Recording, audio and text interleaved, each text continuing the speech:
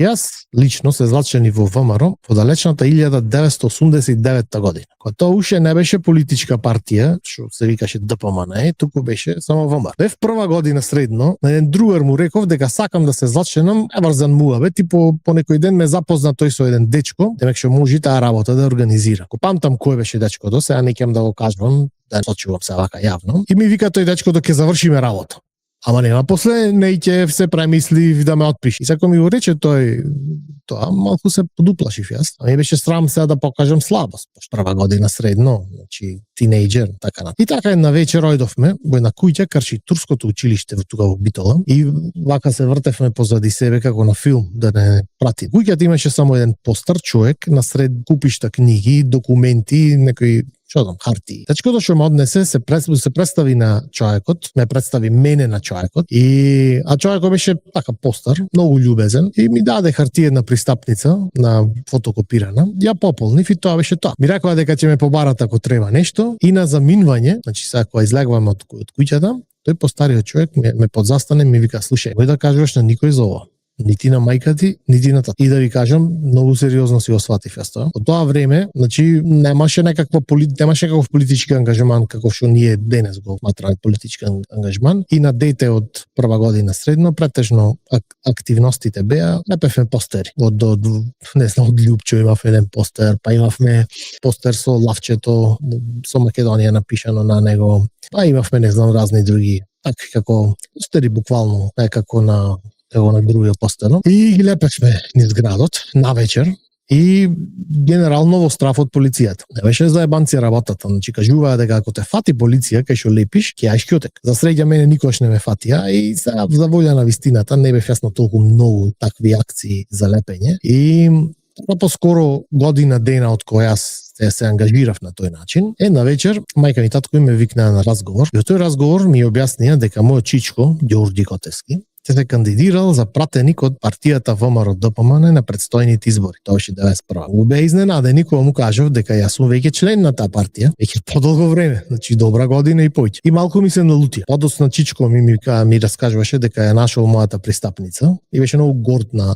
тоа и на изборите беше избран како пратеник. Беше тој еден од малкуте вистински идеалисти и чисти патриоти партијата ВМРО. После тоа до ден денешен никогаш не сум бил во штабот на ВМРО ДПМН. Кој штаб на ВМРО ДПМН. Нити сум познавал некој од локалниот комитет, нити ме интересира. Гласав исклучиво за ВМРО до 2016 со еден исклучок. Не се сеќавам на кои избори, ама пред многу време беше. Гласав тогаш за ЛДП, бенди се нека локална мерка што ја ветуваа, но никогаш не остварија. И така некогаш беше полесно да се гласа за ВМРО, некогаш потешко, но во принцип алтернатива за македонец патриот тоа време немаше. Се што ми е поентата? Политички ангажман и генерално имањето мислење за политика во Македонија едно време беше навистина опасно. Ако луѓето знаеа кој си и што преш, реално беше шанса дека ќе имаш проблеми во животот. Со работата, со училиштето, со блиските, со пријателите. Работата со политичкиот ангажман е дека треба секогаш да се прави со план и со логика. Во услови кога отворено конфронтирање со репресивниот апарат на државата ќе резултира со ограничување на твојата слобода, на намалување на твојата можност да делуваш, прави смисла да се делува анонимно и позади псевдоним. Така беше до неодамна во Македонија, би рекол до моментот кога сите маски паднаа и кога престанаа нашите соседи да го аргументираат нивниот отворен шовинизам против македонскиот народ, историја и традиција со, европски вредности, па сте биле националисти, сте биле ова, сте биле она. Значи, до тој момент никој не можеше да биде начисто со намерите и целите на поединечните политички актери на сцената, така да анонимното делување беше попаметниот пристап. Во таква ситуација, значи тогаш, кога беше ова, рани 90-ти, рани 2000-ти, тука негде, тука се профилираа луѓе како Леѓа, например, и останатите Twitter профили, кои што почнаа како анонимни позади нивните анонимни профили.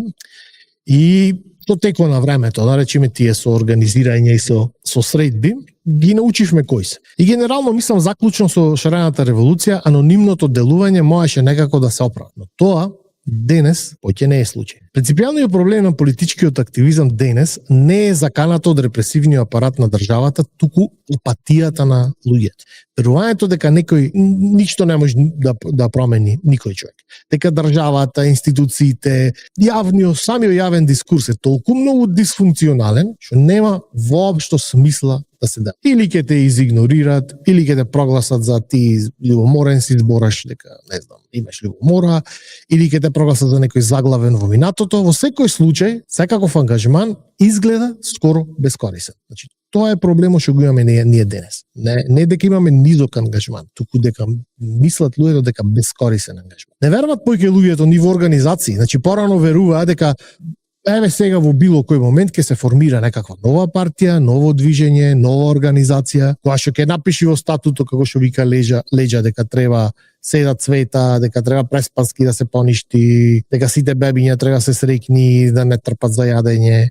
И некако таа организација, таа партија ќе победи, ќе ги надмини финансиските, организационите, штаботомските капацитети на постоечките партии и ќе не избави сите од страдањето во кое што се наѓа. Проблемот со тоа е дека неколку такви партии и движења се формира и на крајот испадна еднакво неспособни да ја донесат промената што се бараше од нив. И така луѓето западнаа уште во поголема апатија, што од друга страна му ја олесни работата на огромниот број штаботоми и партиски апаратчици кои колективното откажување од политички ангажман на пошироките народни маси го сватија како дозвола крајно безобразно да почнат да ги узурпираат нефункционалните институции на кои ги поставила партијата. Значи сега не се ни трудат да скријат нешто. Значи сега се отворено, безобразно, манипулативни. И така дојавме до ова денешна точка во времето и повеќето луѓе, верувале или не вие, гледат околу себе и разбират дека вака не може да продолжи. Дека до толку нефункционална држава не може долго да опстои. Проблемот со тие луѓето, значи тие го разбираат ова.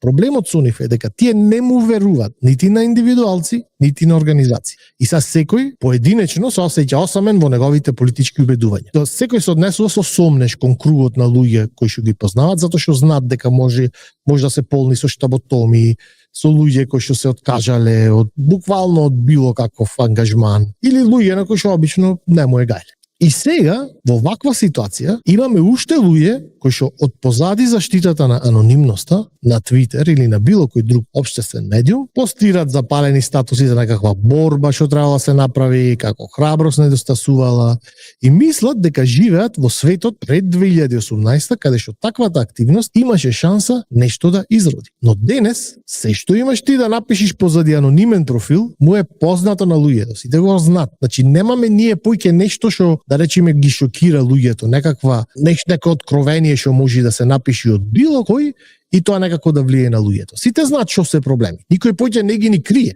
Луѓето свесно молчат денес за проблемите, затоа што не сакат да се постават на ветрометина. Значи, неќат да се конфронтират со државата, со штаботомите, со статус-квото, затоа што мислат фундаментално дека не можат ништо да направат во врска со тоа. Со други збори, денес анонимен ангажман е комплетно бескорисен. Значи, луѓето не му треба некој да му кажи дека се нефункционални институциите, дека се македонците се граѓани од втор ред, дека не е поиќе ова државата нивна, значи не е поиќе историјата нивна, не е традицијата нивна. Не му треба никој тоа да му каже. Сите тоа го гледат. Никој поиќе тоа не го крие. Никој не се преправа дека тоа е некоја идеологија политичка што сега ние ти ќе биди за СДС, ти ќе биди за ВМ. Денес сите тоа го гледаат, сите тоа го знаат. Оно што го бараат луѓето денес е сигнал за храброст. Некој кој нема да се плаши да застани со своето име и со презиме, со својот минат труд, зошто да не и со своите гревови и грешки од минатото. Значи со целокупниот свој идентитет позади ставови кои што денес институциите, политичката елита, владата, аналитичарите, генерално општествената елита би ги сметала за контроверзни. Постоењето на такви активисти е како иницијална каписла за враќање на општествениот ангажман на луѓето. Зошто? Затоа што сега ти му сигнализираш на човекот дека не е осам, дека постојат други луѓе кои што размислуваат како нив и најважно не се плашат тоа да го кажат. Значи покажуваат храброст со тоа што се поставуваат на ветрометина и ги поднесуваат последиците. Кој што да сме реални. Денес никој нема те фрли в затвор, никој нема не знам на каков начин да ти наштети, никој нема те повреди. Значи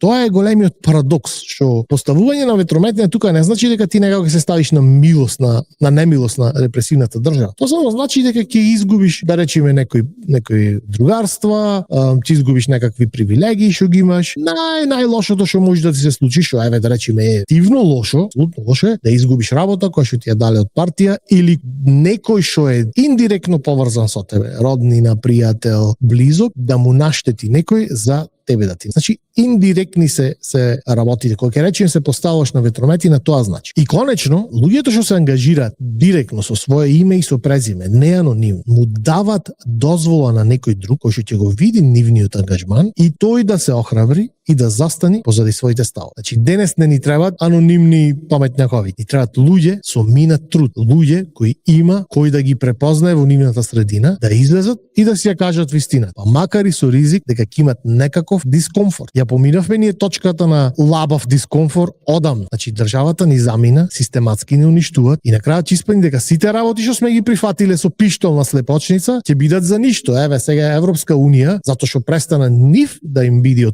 од корист носењето одлуки со консензус, еве ќе го укинат. Значи единствената причина нас што не блокираше за да влеземе во Европска унија без да ги направиме стапките што ги направивме, беше фактот дека сите одлуки во Европската унија се носат со консензус. Во првиот момент кога почна да му биде политичка пречка на комуњарите во ЕУ политичкиот консензус, затоа што сака да се тарасат, не знам, од Унгарија, од Полска, од другите, неќеја фактички тие да имат вето мојк врзнив, почна да зборат, па не е ни толку битен тој консензус, можеме да го исклучиме. Значи ние заради тој носење одлуки со консензус сите овие работи беа наметнати на нас. И сега утре ако го укинат, значи комплетно ќе биде за ништо целата работа. Значи, доста криење позади лажни профили. Значи време е да се излези од сенката, да се излези на светло, време е да му покажеме на својот сограѓанин дека не треба да се плаши. Време е да се преброиме. Ќе не има македонците со име и со презиме или нема да ни?